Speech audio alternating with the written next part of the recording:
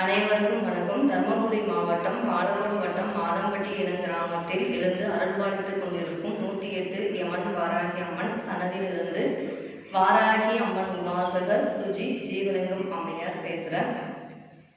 அம்மா பார்த்தீங்க அப்படின்னா இதே வெள்ளிச்சந்தை பாலக்கோடு பக்கத்தில் வெள்ளிச்சந்தை என்ற ஊரில் தான் வசிச்சுட்டு வராங்க.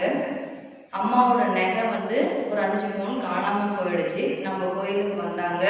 அம்மா இதுமாரி நகை காணாமல் போயிடுச்சு, எனக்கு அது வேணுமா, வாங்கி கொடுங்க அப்படின்னு சொன்னாங்க. சரி போ சாமி, நிச்சயமாக கண்டிப்பாக கிடைக்குன்னு அம்மா உத்தரவாதம் கொடுத்தாங்க. அதன்படி அந்த நகைன்றது அம்மாவுக்கு கிடைச்சிருச்சு.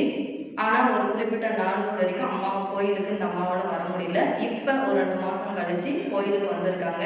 பார்த்தீங்க அப்படின்னா அம்மாவுக்கு மணி பூஜை சாமான்கள் அத்தனையும் வாங்கிட்டு அவங்களோட வேண்டுதலை நிறைவேற்றுறதுக்காக அம்மாவை பார்க்கறதுக்கு வந்திருக்காங்க.